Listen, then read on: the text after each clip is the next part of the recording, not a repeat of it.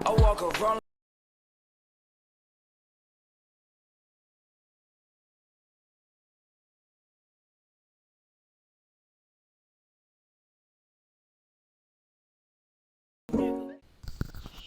Baik, bismillahirrahmanirrahim. Assalamualaikum warahmatullahi wabarakatuh.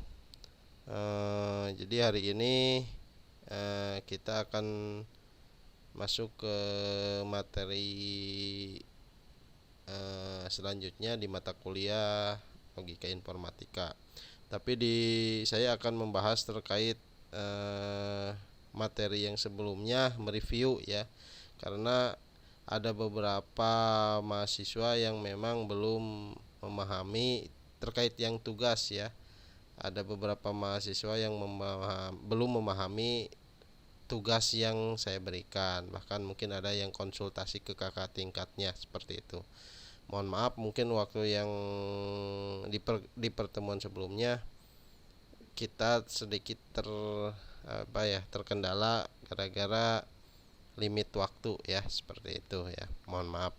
Jadi saya akan jelaskan di tugas yang sebelumnya itu saya memberikan tugas kalian itu disuruh membuat sebuah proposisi pembanding ya. Jadi proposisi pembanding itu merupakan suatu proposisi yang nantinya ya, ini mungkin saya akan gambarkan. Ini tadinya kan ada ini nih, hanya sampai sini ya proposisinya. Nah, saya tiap-tiap materi itu kalian disuruh minimal membuat 2 buah proposisi pembanding. Artinya apa? Kalian membuat proposisi yang lain di luar ini ya, karena kita bahas ini negasi dari konjungsi. Ini kan negasi dari konjungsi itu ini ya. Nah, ini ada proposisi yang lain ini ya.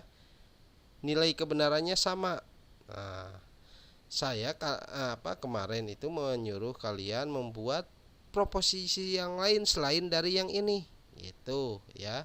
Nah, saya contohkan ini, saya membuat salah satu contoh proposisi pembanding. Nah, nanti ini hasilnya sama seperti itu maksudnya ya. Banyak yang kebingungan, banyak yang nge-WA ke saya juga, dan mohon maaf mungkin penjelasan saya kurang jelas waktu kemarin seperti itu ya.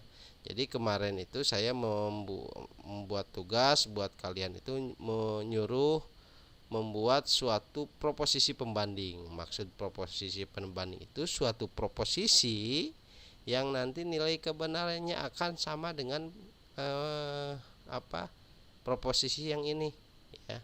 Seperti itu. Jadi kan kalian buat 2 nih, nanti ada lagi di sini satu lagi. Nah, seperti itu ya. Maksudnya ya, saya review sedikit terkait tugas yang kemarin itu ya. Kalau yang kontradiksi dan satu lagi itu kontraposisi kalau nggak salah ya, itu tidak jadi masalah ya. Yang tahu, oh bukan kontradiksi, tautologi ya, tautologi ini tidak jadi masalah. Nah, sekarang kita akan masuk ke materi selanjutnya ya. Jadi di sini materi 4 masih terkait proposisi ya. Masih terkait proposisi. Di sini ada lagi yang dikatakan converse, inverse, dan kontraposisi.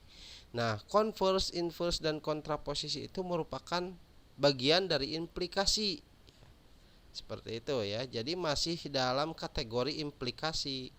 Tapi implikasi yang seperti apa nih gitu kan. Nah, kita akan bahas pertama dari sisi converse ya. Di sini aja penjelasannya. Converse merupakan bagian dari implikasi. Jadi intinya ini ada contoh nih. Jadi ada suatu implikasi nih. P jika P maka Q, maka converse-nya, jadi nanti untuk converse ya, setiap variabel ini nantinya dipindah ruas. Nah, seperti itulah ya intinya. Jadi yang tadinya P-nya di sebelah kiri, jadi P-nya di sebelah kanan, seperti itu ya. Itu. Nah, ini ya. P-nya tadinya sebelah kiri, ketika kita buat sebuah converse dibalik seperti itu. Nah, di sini ada beberapa contoh kalimat. Sebenarnya kalian jangan terlalu terpaku ke kalimat ya, karena yang akan kita pakai yang sering kita pakai nantinya itu berupa simbol-simbol, variabel-variabel. Jadi kalian jangan terlalu terpaku ke kalimatnya seperti itu. Ya, tapi kalau sebagai pembelajaran silahkan saja kalian nanti pendalaman materinya dari kalimat-kalimat seperti ini. Jadi contohnya ini implikasinya, jika suatu bendera adalah bendera RI, maka ada warna merah ya dan pada bendera tersebut. Converse-nya berarti dibalik ya. Ini kan proposisi yang pertama pembentuknya ya. P-nya itu suatu bendera adalah bendera RI. Q-nya berarti ada warna merah pada bendera tersebut, itu Q-nya seperti itu. Tinggal dibalik seperti itu ya. Jadi intinya gini ya, biar kalian paham. Kalian jangan terlalu fokus ke kalimat nantinya. Karena nanti kalimat itu bisa, kalau dari sisi bahasa Indonesia ada subjek, predikat, objek, keterangan gitu kan, atau ada keterangan, subjek, predikat, objek. Nah, itu kan harus mengacu ke sana. Nanti akan bingung juga seperti itu. Jadi kalian lebih baik terfokus ke variabelnya. Jadi converse itu suatu proposisi yang variabelnya dipindah ruas ya. Dipindah ruas, yang P-nya di kiri jadi di kanan, yang Q-nya di kanan jadi di kiri, seperti itu ya. Itu untuk converse.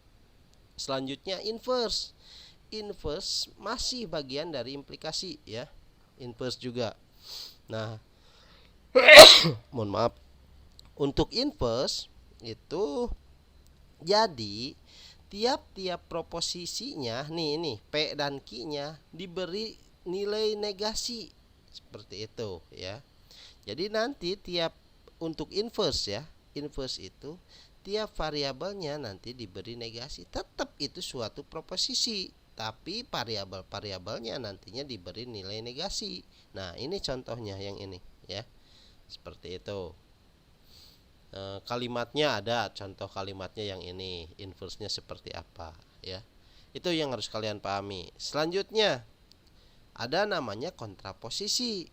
Nah, kontraposisi masih merupakan suatu implikasi. Tapi implikasi yang seperti apa? Kalau kontraposisi ya, kontraposisi itu selain ya variabelnya ini selain dipindah ruas, variabel tersebut diberi nilai negasi. Itu namanya kontraposisi. Jadi kontraposisi, inverse, converse itu masih dalam suatu bagian implikasi. Tapi mungkin perbedaannya dari sisi penempatan variabel suatu proposisi dan penambahan negasi. Itu yang harus kalian pahami ya. Jadi ada 3 hal dasar di proposisi implikasi itu, ada converse, inverse, dan kontraposisi. Itu yang harus kalian pahami. Nah, ini beberapa tabel kebenaran ya. Tabel kebenarannya ini variabel pembentuknya P dan Q, ini negasi-negasinya. Kenapa dibuat? Karena nantinya digunakan untuk kontraposisi sama inverse kan, seperti itu. Nah, yang ini ya, yang tabel ini ya, bagian ini merupakan suatu proposisi ya, bukan proposisi ya, implikasi ya, suatu implikasi ini implikasi. Nah, ini juga sama, masih implikasi, tapi lebih ke arah apa implikasinya? Ke arah converse ya, converse, dipindah ruas gitu kan, seperti itu. Yang ini suatu inverse ya, posisinya variabelnya dikasih negasi. Yang ini merupakan kontraposisi ya, ini kontraposisi seperti itu ya. Nah, kita lihat analisis dari nilai-nilai kebenarannya ini ya, untuk implikasi yang ini ya. Lihat nilai kebenarannya, true, false, true, true. Ternyata ya, jika dilihat nilai kebenarannya itu akan ekuivalen ya, akan ekuivalen dengan yang kontraposisi. Seperti itu ya. Akan ekuivalen dengan yang kontraposisi. Begitu juga ini ya. Begitu juga seperti yang ini. Ini ya akan ekuivalen dengan yang ini. Jadi ini anggap kita suatu implikasi ini. Nah, ini kontraposisinya. Itu ya. Pak, ini kan tadi kata Bapak converse. Iya, converse gitu kan. Tapi kalau converse ini dibandingkan dengan yang ini, ternyata ini suatu kontraposisi dari implikasi yang ini. Itu. Ini kan kita anggap suatu implikasi tetap seperti itu. Meskipun ini merupakan suatu converse dari implikasi yang ini gitu. Lihat ya, tabel kebenarannya, nilai kebenarannya yang ini akan ekuivalen dengan yang ini. Dan yang ini akan ekuivalen dengan yang ini. Seperti itu ya. Jadi ini suatu implikasi, kontraposisinya yang ini. Ini suatu implikasi, kontraposisinya yang ini. Atau ini suatu implikasi, konversinya yang ini. Terus implikasi ini, inverse-nya yang ini, gitu kan. Bisa seperti itu ya. Jadi kalian pahami dasar-dasar yang tadi, yang ini ya, yang 3, converse, inverse, kontraposisi. Ini dapat disimpulkan suatu implikasi akan selalu ekuivalen dengan kontraposisinya. Jadi harus paham apa sih kontraposisi. Jadi ketika ada suatu implikasinya seperti ini, jika Q maka P, maka kontraposisinya seperti apa? Nah, ini kontraposisinya seperti ini ya. Nah, yang ini ya. Kalau jika Q maka P, kontraposisinya yang ini. Itu yang harus kalian pahami. Selanjutnya ya. Ini ada beberapa contoh ya. Bukan contoh ya. Masuk ke materi selanjutnya, ada namanya negasi suatu konversi, inversi atau kontraposisi ya. Jadi ingkaran itu negasi ya. Negasi suatu konversi, inversi sama kontraposisi ya. Ini ada contohnya. Kalian yang harus dipahami pokoknya gini, jangan terpaku ke kalimat, karena nanti ketika kalimat banyak kosakata atau banyak aturan yang harus dipakai. Nah, kita tidak memakai aturan kalimat ya nantinya seperti itu. Jadi fokus saja ke suatu variabel nantinya. Nah, ini contoh yang harus kalian perhatikan itu yang ini ya. Ini ada suatu implikasi ya. Ini ada suatu implikasi ini. Ini suatu implikasi ini ya. Ketika kita gunakan suatu negasi, kan harusnya gini tadinya ya, untuk negasi dari suatu implikasi itu ya. Contohnya yang ini. Nah, gini ya. Contohnya. Ketika ada suatu implikasi diberi suatu negasi, dan ketika kita mau mencoba menurunkan implikasi ini, itu akan kesulitan. Kenapa? Karena simbol dari implikasi ini tidak bisa lagi dirubah seperti itu. Makanya ada suatu proposisi pembanding ya. Itu ya. Sama kayak minggu sebelumnya. Jadi maksud proposisi pembanding itu yaitu suatu proposisi yang menghasilkan nilai kebenaran yang sama. Seperti itu ya. Nah, proposisi pembandingnya yang mana? Nah, ini ya, nantinya proposisi pembandingnya. Jadi ketika kalian nantinya menggunakan suatu proposisi pembanding yang ini, nanti tidak akan kesulitan ketika kita mau mencoba menurunkan proposisi tersebut ya. Jadi kalian nanti dicoba ketika ada implikasi seperti ini mau diturunkan, dirubah ya, dirubah ke dalam suatu bentuk proposisi yang seperti ini nantinya. Nanti ini ekuivalen ya, ekuivalen dengan yang ini akan sama hasilnya. benar sebanding, nilai kebenarannya akan sama. Seperti itu ya. Nah, ini ya. Negasi dari suatu implikasi ya. Nah, ini ada implikasinya seperti ini ya. Karena ini kesulitan kita akan menurunkannya, maka dirubah dengan suatu proposisi pembanding seperti ini ya. Ini dirubah.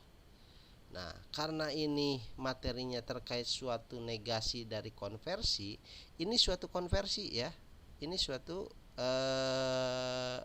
bukan konversi. Ini suatu implikasi ya. Implikasi. Ini juga sama implikasi ya. Implikasi. Jadi kita mau mencoba untuk membuat suatu negasi nih, itu kan. Negasi dari implikasinya seperti apa? Nah, tinggal kita kasih negasi ini, tahapan ini kita kasih negasi implikasinya. Nah, setelah itu dirubah ya, dibikin lebih simpel lagi. Hasilnya seperti ini ya. Yang tadinya awalnya seperti ini, ada proposisi pembandingnya, dinegasikan, maka hasilnya ini ya, seperti itu. Ini untuk contoh kalimatnya seperti silahkan kalian bisa membaca sendiri, dipahami sendiri. Nah, sekarang negasi dari converse.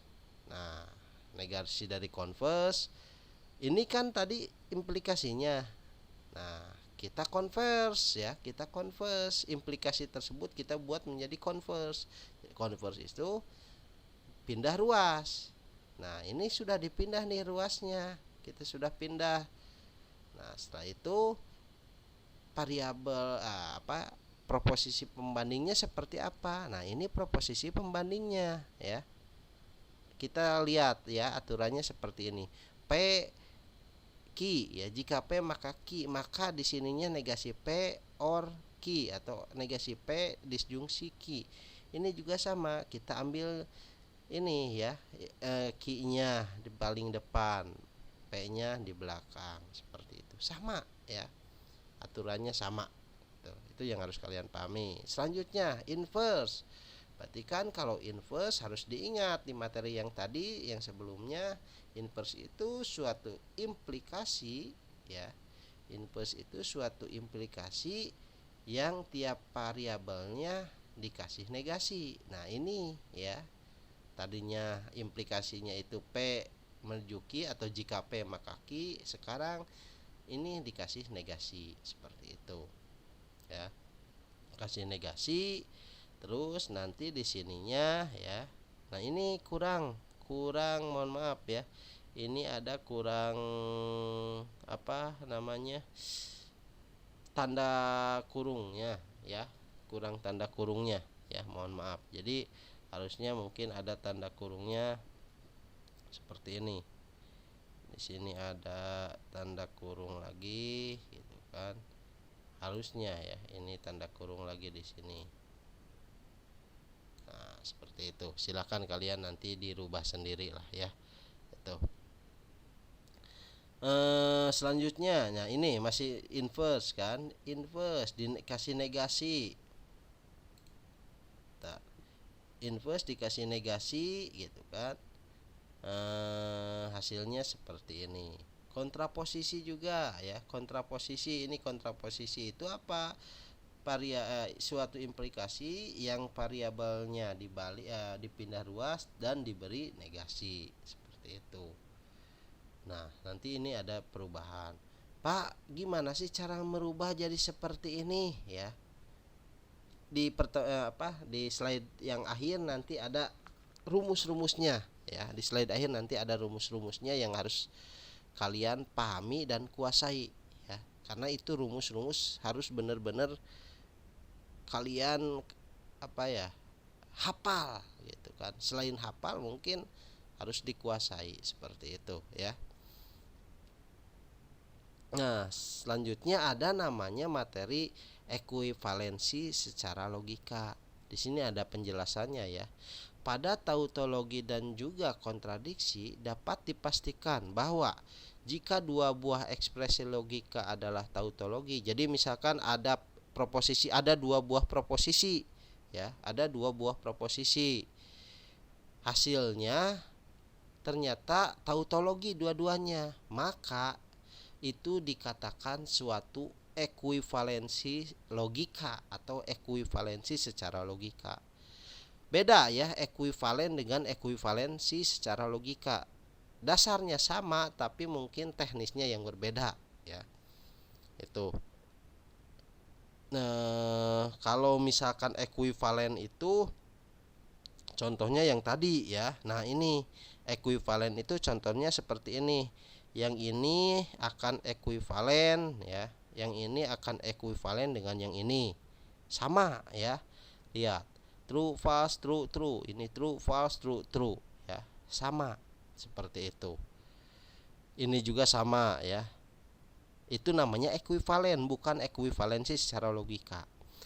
Sedangkan apa sih yang dikatakan ekuivalensi secara logika? Itu kan. Ekuivalensi secara logika itu salah satunya bisa tautologi. Jadi ada 2 buah proposisi, ternyata hasilnya dua-duanya tautologi. Itu dikatakan ekuivalensi secara logika. Atau selain tautologi ada namanya kontradiksi. Kita harus ingat tautologi itu nilainya true semua. Gitu. Kontradiksi nilainya false semua. Jadi contohnya kalau yang kontradiksi sama dengan tautologi. Misalkan ada 2 buah proposisi, nilainya ternyata kontradiksi, false semuanya, dua-duanya false semua, berarti itu dikatakan ekuivalensi secara logika. Jadi baru ada 2 nih ekuivalensi secara logika, ada tautologi sama kontradiksi ya. Ketika 2 proposisi ternyata hasilnya dua-duanya tautologi, itu ekuivalensi logika. Dua-duanya hasilnya kontradiksi, itu ekuivalensi secara logika. Ada lagi yang dikatakan ekuivalensi secara logika. Apa? Nah, mungkin ini penjelasan terlalu ribet ya di sini. Jadi intinya seperti ini ya. Nah, inilah ya, simpelnya seperti ini. Yang dikatakan ekuivalensi secara logika selain tautologi dan kontradiksi itu contohnya seperti ini. Ada tabel kebenaran nih. Nah, ini ada tabel kebenaran seperti ini ya. Tabel kebenaran ini gitu kan. Ternyata di sini ya kita harus apa ya? Membandingkannya itu keseluruhan field ya. Ini A yang field A, B row ya. A, B, terus A, N, B, B, N, A atau A konjungsi B, B konjungsi A. Ini harus semuanya diperhatikan. Maksudnya apa ekuivalensi secara logika dari hal ini? Kita melihatnya cari cari semua baris yang mempunyai nilainya sama itu. Nah, ternyata ini nih, lihat. Tapi harus nilai, nah ini A N B atau A konjungsi B, B konjungsi A, ini ekuivalen. Syarat ekuivalensi logika itu harus salah satunya ekuivalen. Ini ekuivalen ya, sudah ekuivalen ya, nilainya sama. Ini nilainya sama. Tapi selain ekuivalen nih, nilai ANB BNA itu ternyata ini bisa dikatakan ekuivalen secara logika. Maksudnya apa? Ekuivalen secara logika itu ketika nilai tiap kebenaran dalam satu baris itu sama. Lihat, ini true, true, true, true. Terus ini ada false, false, false, false, seperti itu. Nah, ini kan sama nih. False, ini true gitu kan. Ketika nilai semuanya ini sama ya, sama. Jadi dengan variabel pembentuknya sama, itu dikatakan ekuivalensi secara logika. Seperti itu ya. Beda halnya misalkan seperti ini contoh ya, saya kasih contoh lagi. Misalkan hasilnya di sini false ya, misalkan false Ada dua buah lagi proposisi. Ini true, ini false, ini sama false, ini false, ini true. Kalau dilihat misalkan ya, saya nggak nulis proposisinya tapi nilai kebenarannya. Kalau dilihat dari dua buah nilai kebenaran ini ya, bentar. Kalau dilihat dari nilai kebenaran ini, ternyata ini mempunyai nilai kebenaran yang sama. Ini false, ini false, ini false, ini false, dan sebagainya. Tapi ini hanya sebatas ekuivalen. Kenapa? Karena kalau mau mengarah ke ekuivalen secara logika, aturannya itu harus sama ya. Tiap barisnya itu harus sama dengan ya. Ada tiap barisnya gitu. Harus ada yang sama dengan variabel pembentuknya. Dengan ini gitu kan. Seperti itu. Ketika variabel pembentuknya ini nilainya mempunyai nilai kebenaran yang sama, maka tiap-tiap proposisi yang di sininya harus mempunyai nilai kebenaran yang sama. Pak, kalau yang ini gimana berbeda? Ya, kita tidak mempedulikan yang berbeda ya. Ini tidak mempedulikan yang berbeda. Kita patokannya ke sini ya. Kita patokannya ke variabel yang sama. Maka di sini kalau mau ekuivalen secara logika ya, yang ini kalau mau ekuivalen secara logika berarti kondisinya harus seperti ini itu ya. Meskipun pas saya mau rubah misalkan yang ini